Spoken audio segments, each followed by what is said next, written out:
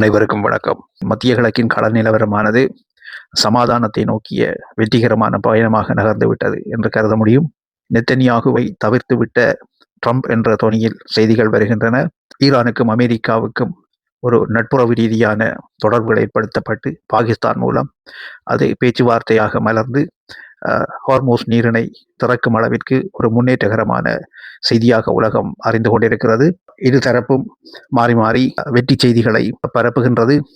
அமெரிக்காவுக்கு சாதகமான ஊடகங்கள் வென்றுவிட்டார் ட்ரம்ப் என்ற விதத்திலும், ஈரானுக்கு சாதகமான ஊடகங்கள் ஈரான் தனது இலட்சியத்தை நிறைவேற்றிவிட்டது என்ற வகையிலும் செய்திகளை பரப்பிக் கொண்டிருக்கின்றன.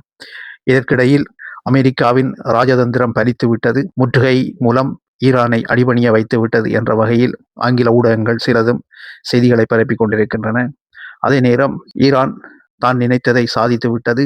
ஈரானால் வழங்கப்பட்ட 10 அம்ச கோரிக்கைகளையும் அமெரிக்காவானது ஏற்கும்படியாக செய்துவிட்ட பின்னரே ஹோர்மோஸ் நீரிணையை திறந்து விட்டிருக்கிறது என்ற செய்திகளும் பரவுகிறது. இதற்கிடையில் முன்னாள் சுப்ரீம் லீடர் ஆயதுல்லா அலி கமைனி உயிரோடு இருப்பதாகவும் சில வலையொலிகளில் செய்திகளை காணக்கூடியதாக இருக்கின்றன. இருந்தாலும் ஒரு அமைதியை நோக்கிய பயணம் வெற்றிகரமாக நகர்ந்து கொண்டிருப்பது அனைவருக்கும் மகிழ்ச்சியானது. அத்துடன் ஐரோப்பிய நாடுகள் தங்களுக்குள் ஒரு கூட்டமைப்பை உருவாக்கி அமெரிக்காவை தவிர்த்து தாங்கள் ஒரு புதிய சக்தியாக தங்களுடைய இராணுவ மற்றும் பொருளாதார ரீதியான கொள்கைகளை கொண்ட ஒரு புதிய கோட்பாட்டுடன் இயங்குவதற்கு திட சங்கற்பம் பூண்டு அதற்கேற்றாற்போல 49 நாடுகள் இணைந்து இன்று பிரான்சில் ஒரு மிக முக்கியமான ஒன்றுகூடலை நடத்தி இருக்கிறார்கள். இது தொடர்ந்து நடந்து கொண்டிருக்கிறது. இதன் முடிவில் பல வரலாற்று முக்கியத்துவம் வாய்ந்த தீர்மானங்கள் எடுக்கப்படும் என்றும் நோக்கர்கள் கருதுகிறார்கள். ஏற்கனவே அமெரிக்காவிற்கும் ஐரோப்பாவிற்கும் இழுபறியான நிலையில் இருந்து கொண்டிருந்த விடயங்கள் பல உண்டு. டென்மார்க்கின் கிரீன்லாந்து விடயமும், கனடா சம்பந்தப்பட்ட விடயமும், அமெரிக்காவின் டொனால்ட் ட்ரம்ப் அவர்களின் நிர்வாகத்தின் மீது ஐரோப்பாவிற்கு ஒரு அதிருப்தியான நிலை ஏற்பட்டிருந்தது, உலகம் அறிந்த விடயம். அந்த வகையில் அதன் தொடர்ச்சியாக ஐரோப்பா தான் ஒரு தனியான பாதையை தேர்ந்தெடுத்து எதிர்காலத்தில் தனது பொருளாதார கொள்கையையும் அரசியல் கொள்கையையும் வகுக்க இருப்பது போல்தான் தோன்றுகின்றது. அதற்கு அத்திவாரம் இடுவது போன்ற ஒரு நடவடிக்கை தான் இன்று ஆரம்பித்திருக்கும் இந்த 49 நாடுகளுடைய ஒன்றுகூடல் கூட்டமானது. இந்த சந்திப்பின் முக்கிய தீர்மானங்கள் எதிர்காலத்தில் வெளியிடப்படும் என்று உலகம் எதிர்பார்க்கிறது. ரஷ்யா, சீனா, ஈரான் இந்த நாடுகள் இணைந்திருந்த நிலையில் இஸ்ரேலால் ஈரான் மீது தாக்குதல் மேற்கொள்வதற்கு அமெரிக்கா தந்திரமாக இழுத்து வரப்பட்டு ஒரு யுத்த வலைக்குள் வீழ்த்திவிடப்பட்ட நிலையில் உலக பொருளாதாரத்தின் ஒழுங்குகளே மாறிவிட்டது என்றே கருதக்கூடிய நிலை ஏற்பட்டிருக்கிறது.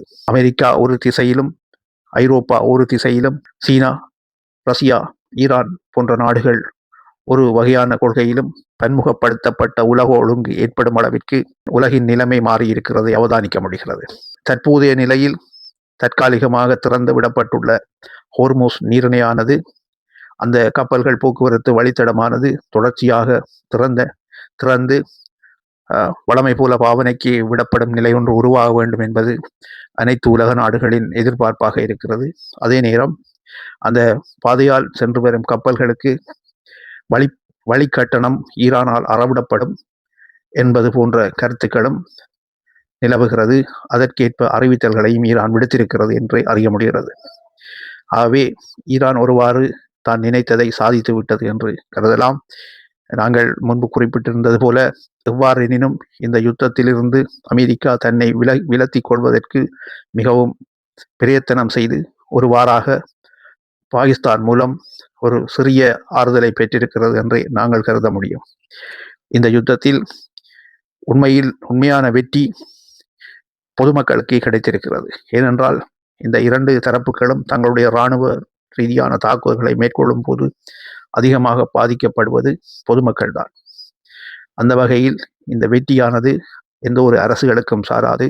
மத்திய கிழக்கு பிராந்தியத்தில் உள்ள நாடுகளின், இஸ்ரேல் உட்பட அனைத்து நாடுகளின் பொதுமக்களுக்கும், உலக பொருளாதார தளம்பலை எதிர்கொண்டு சிரமப்பட்டு கொண்டிருந்த 3ஆம் உலக நாடுகளுக்கும் தான் இது வெற்றியாக அமைந்திருக்கிறது.